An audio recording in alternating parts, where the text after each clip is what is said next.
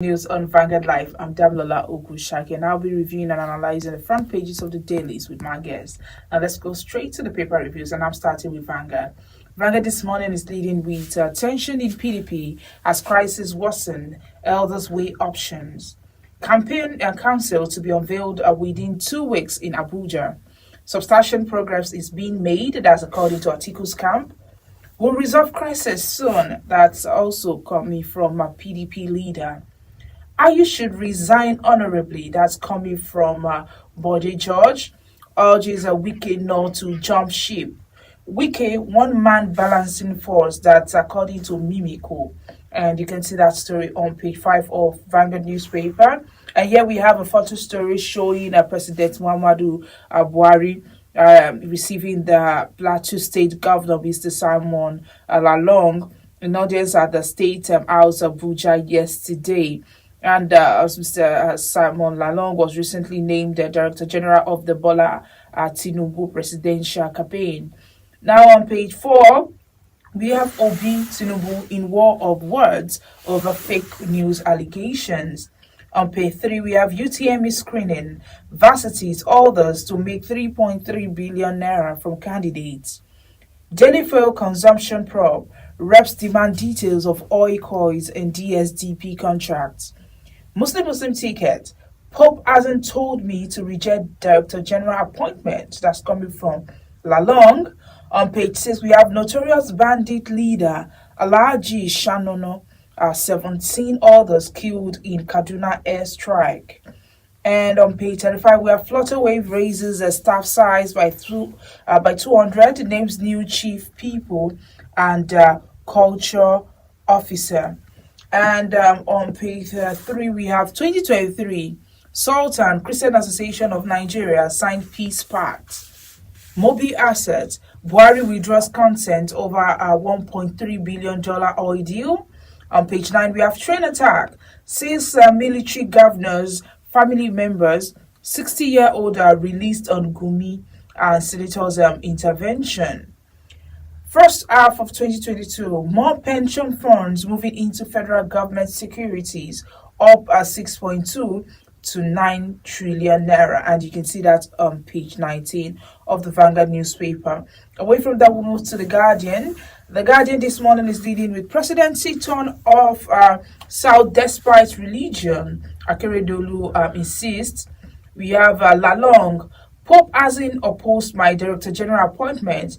Proud to lead APC's Muslim ticket candidate as a Catholic. Resign as vice president candidate to save APC from embarrassing defeat. A Middle Belt Congress tells Shetima. Lalong's appointment as Tinubu's campaign director general, political miscalculation, says group. And you can see that on the front page.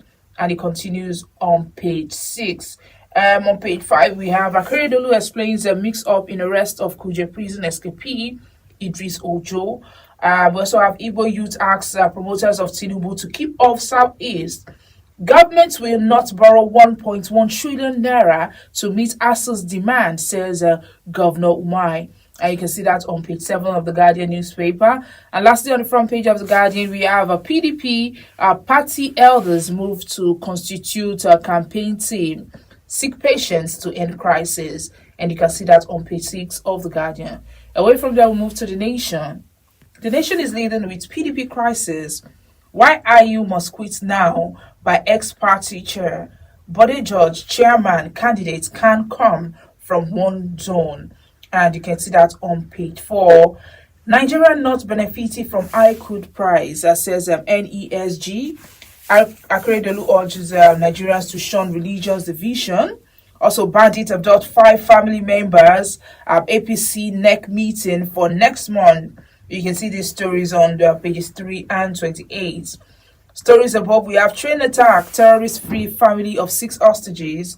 Reign in your supporters. Tinubu campaign councils tells OB. We also have NSCIA, Christian Association of Nigeria, assigned 2023 peace pact. Free fair polls needed. You can see that on page 28. EFCC to try 3 officials for altering a pardon list. Also, Buhari reverse reverses approval for Seplat to buy Exxon Mobil shares. And lastly, on the front page of the Nation, we have students commit suicide, and you can see that on page 8. Now, away from the Nation, we move to the Punch newspaper. The Punch is leading with dwindling revenue. Nigeria facing existential threats, World Bank warns. It says the country ranks the lowest in income among 115 countries. Insists subsidy should go. Federal government borrows 2.45 trillion naira from CBN in 6 months despite a fiscal risk. And you can see that on pages 2 and 30. Here we have a photo story showing the terrorists, the passengers who were released by the terrorists. And the writer says terrorists released 7 Kaduna train passengers, abduct 5. And you can see that story on page 9. On page 4, we have a 12-year-old Nigerian mother, United States. 12-year-old kills Nigerian mother in United States, blames intruder. Lagos Ibadan, robbers strike again, escape, police make excuse. Our massacre, security agencies begin man-out for financier. Also stories above, we have Buhari makes U-turn on Seplant, Exxon Mobil deal. Flutter Waves IAS 200 grows workforce by 38%. We also have here 2023, wrong choice will consume Nigeria, says Osibajo. And lastly, on the front page of the Punch newspaper, we have federal government to generate 484 billion naira from e-payment channels, and you can see this story on page 14 of the Punch newspaper. And that's all we have on the front pages of dailies this morning. Join us after the break for the analysis.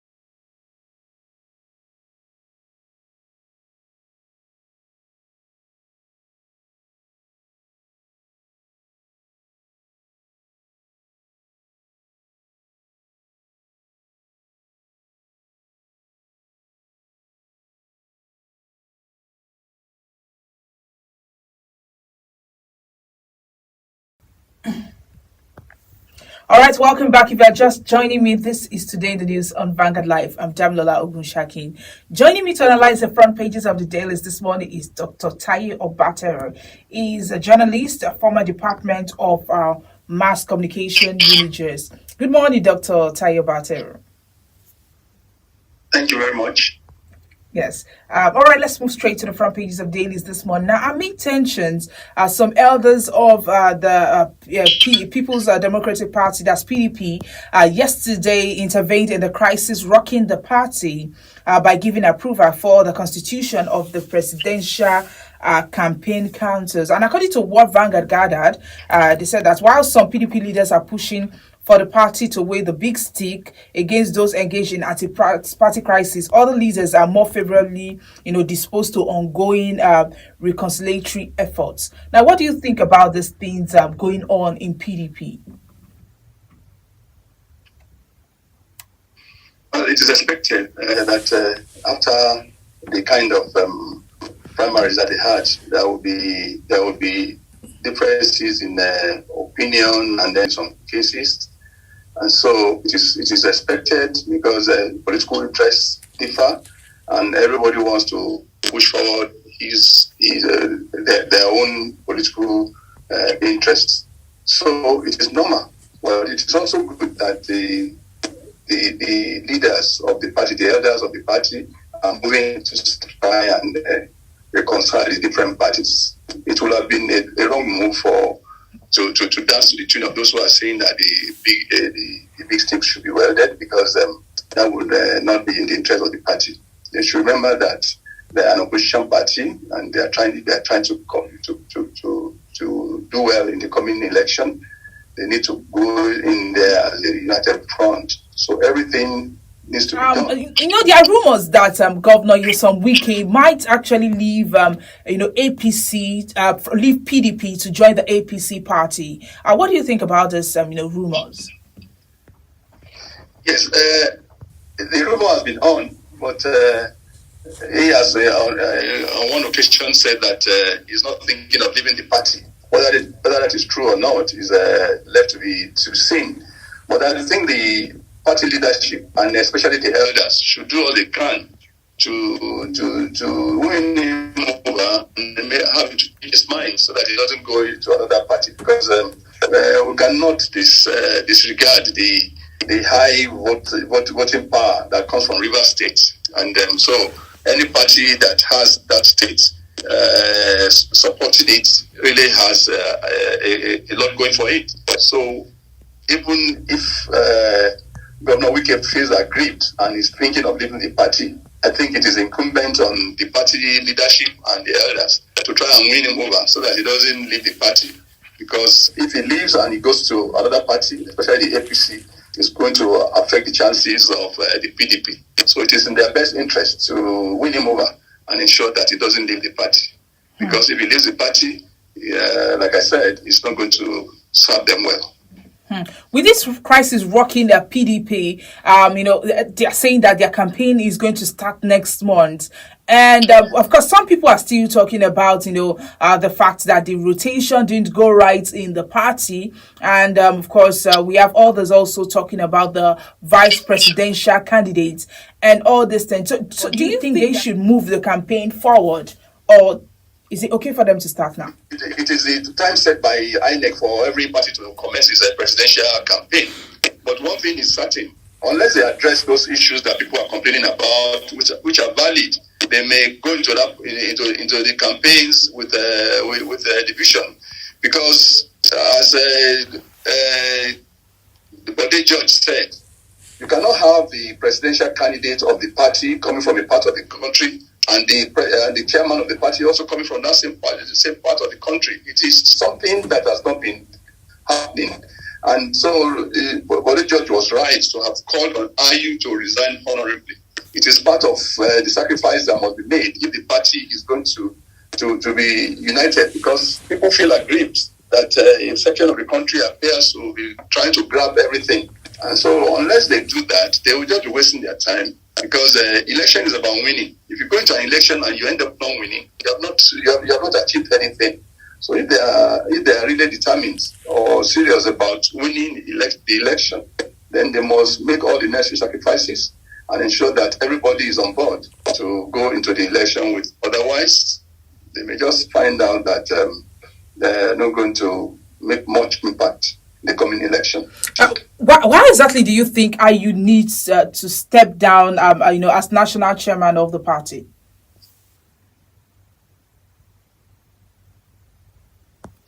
Yes, IU needs to step down because it is a case of which one should be. We cannot ask Atiku Abubakar to leave even though ideally the presidential slot should have gone to the south, but it seems to be carrying everybody along. So I think IU should make that sacrifice and allow somebody from the south to take over the chairmanship of the party. Otherwise, the problem will persist, and then the party may just not be successful in the coming election. All right, let's move on. Now, still talking about 2023 election. Now, the presidential candidate of APC, Asiwaju Bola Ahmed Tinubu, and his counterpart on the platform of Labour Party, that's Peter Obi, they were yesterday locked in verbal wars over, the formation's accusation of the latter's supporters of misleading and, spreading fake news against other candidates, especially in ahead of the 2023 general elections. What do you think of this accusation against the Labour Party?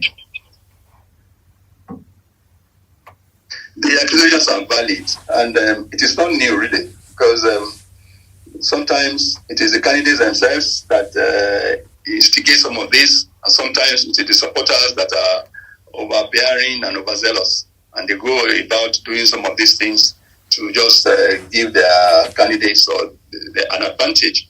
But the call is apt, and it is not a one-sided thing. Even though it came from the Tinubu campaign organization, the Labour Party campaign, the OB campaign organization has also replied.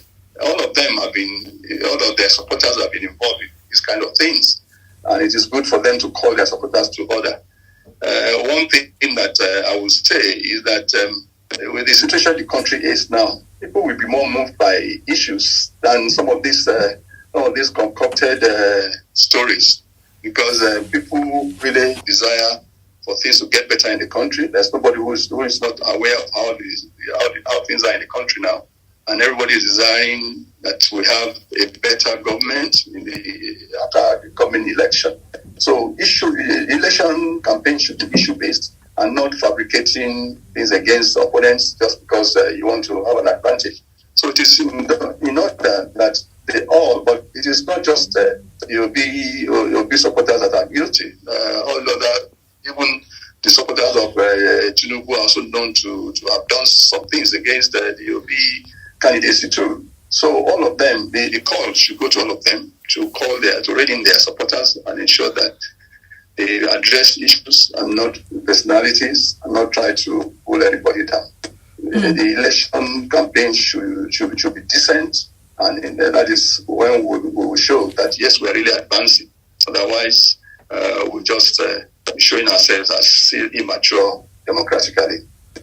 But do you think the parties should be pointing fingers? I mean, this is supposed to be the work of the campaign team. They are supposed, to talk about these rumors and just release the facts about those rumors. So do you think the parties need to be pointing fingers at each other? Seeing that their supporters are the ones that are spreading these fake news. Yes, it's part of the politicking. Always trying to find something against the other. So it is something politicians do all the time. So whether it is their party that is doing it, or whether it is the campaign organizations that are doing it, they are all moving towards the same direction and trying to achieve the same thing. They all do it, and it is something that we know they've been doing. But like I said, people will be happier if we address issues. There are issues on ground, so many issues on ground, insecurity, economy, and so on and so forth.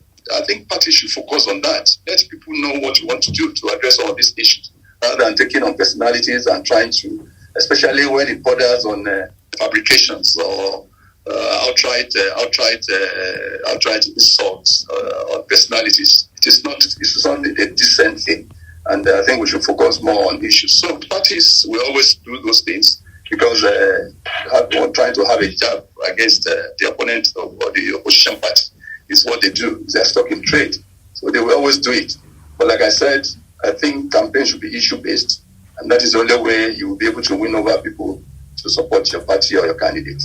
Insecurity, of course, is still, going on in the country. And of course, the Kaduna train attack is, the victims are some people that, Nigerians have really been worried about. Now, yesterday, some of them were released, 6 ex-military governors, family members, 60-year-old released, they were released on Gumi and Senator's intervention. What do you think about this? I mean, Gumi and Senator's intervention.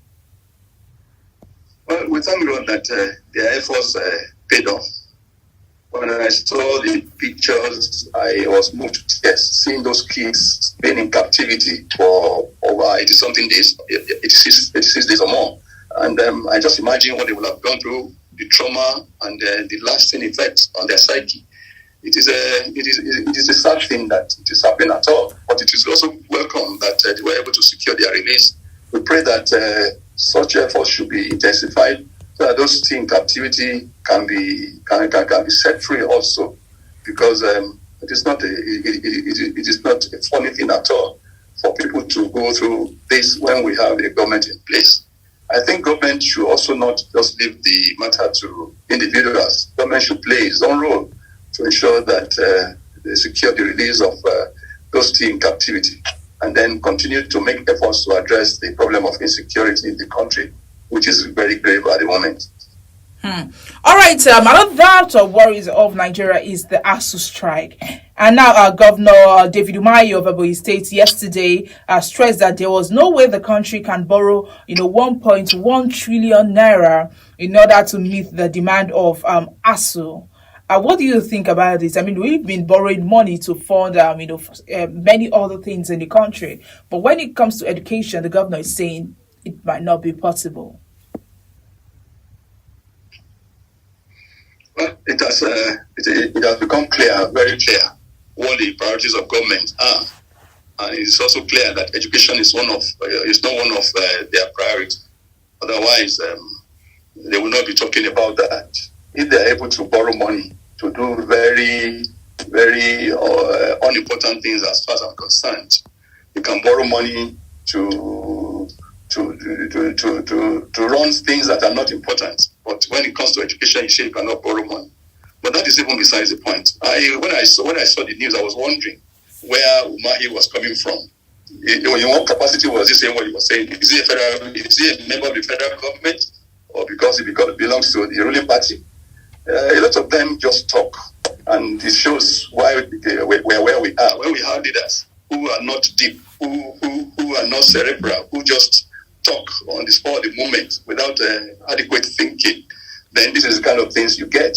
Otherwise, when you have a country and you have an education system that is suffering, and you say you cannot borrow money to address those issues, but you can borrow money to address frivolities, then it says a lot. And a country that does not pay attention to its educational system is bound to suffer. And we may not know the damage we are doing right now, but in years to come, we will see. It's already showing, because this is not a problem that started today. And we can see the deterioration in the standard of education of the country, and how we are being rated. We have thousands of our citizens going to Ghana here to go to school because of our epileptic educational system, and people are not bothered about it. They can only talk about justifying why they must keep the children of the poor at home when their own children are schooling abroad. It's very unfortunate, and I just want to tell people like Umahi that they should fear God. They should fear God, because the fact that they are privileged to be able to send their children abroad does not mean that the children of the masses who cannot afford to do that do not matter. Because what they are simply saying is that the lives of those people do not matter. That's why they can afford to toy with the future of the future generation, and begin to find excuses for their inaction. It is very sad indeed. All right. Thank you very much, Dr. Tayo Battery, for joining us today. Thank you very much. But before we let you go, let's just look at Mr. and Mrs. And, the first person speaking today is Mrs. She says, serves him right. Your friend planned to have a good time with a girl his daughter's age in a hotel, but the girl collected 200,000 naira from him and escaped the restroom before the action could start. And Mr. replied, I never liked the policy of pay before service. The man paid before service. He's lost out. Really. And there's really a picture showing, Mrs. dragging Mr. by his hair. So it's also a warning to Mr. that he should not enjoy to that kind of a thing. All right, thank you very much, Dr. Tayo Battery, for joining us this morning, and just reviewed and analyzed some of the stories with us. And that's what we have to draw the curtain today. My name is Damlola Ogunshaki. Do well to like and follow us on all our social media platforms showing on your screen. On Facebook, Instagram, Twitter, TikTok. Our WhatsApp number is also displayed on your screen. It's bye.